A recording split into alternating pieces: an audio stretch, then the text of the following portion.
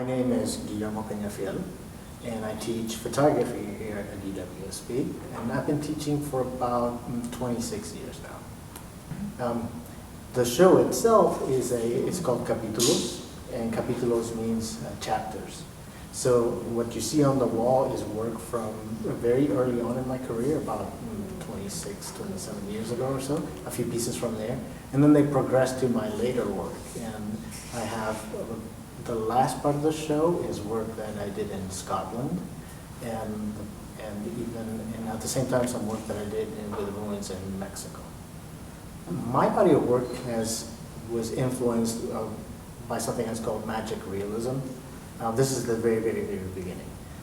It's a movement in literature, and that it does not quite fall into the category of fantasy, but what it does is it combines real images with kind of invented images or imagined images.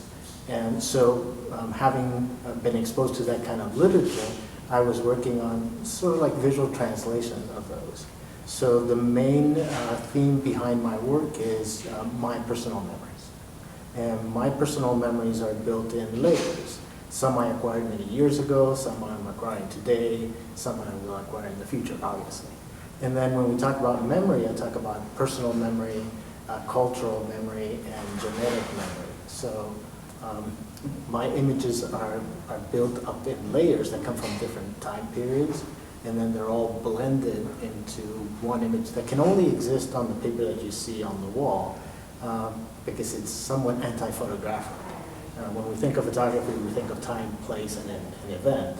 These come from different times, they come from different events, and they all combine into a non-event, something that can only happen on a piece of paper on the wall. As in my work, as you go back in time, the memories are less defined, so to some extent they become more magical. Now, less defined doesn't mean that they're less clear. It's just sometimes the memories get stronger, or they acquire a stronger meaning, even though the edges of the actual memory become fuzzy and kind of fade into the background. So sometimes, I believe that who we believe we are is, a good part of it is fiction. We selectively choose bits and pieces from our memories to build who we remember ourselves to be.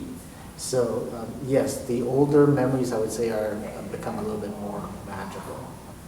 My work is done in the traditional wet process.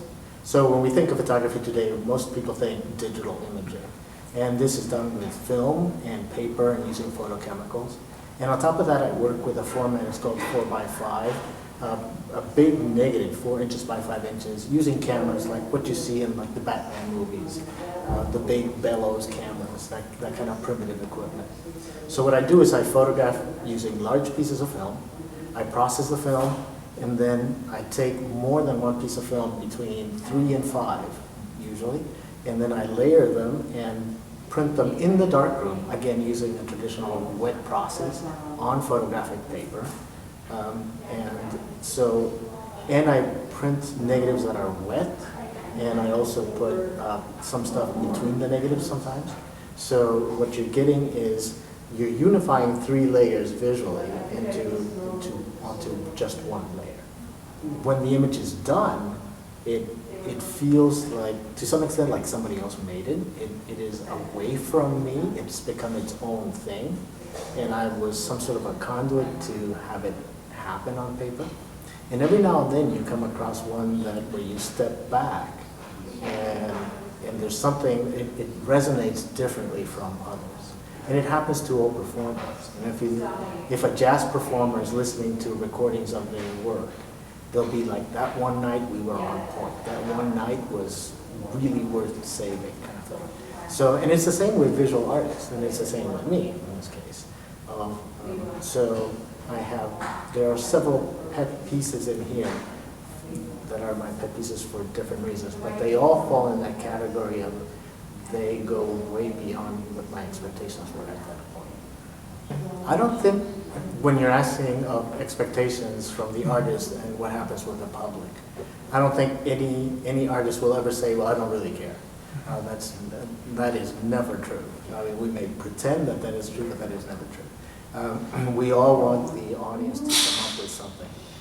The main thing that's going to happen with this show is that because it's labeled as a photography show, the expectation of people and what they think a college professor who teaches photography, their expectations may be very, very different from what they're going to see on the wall.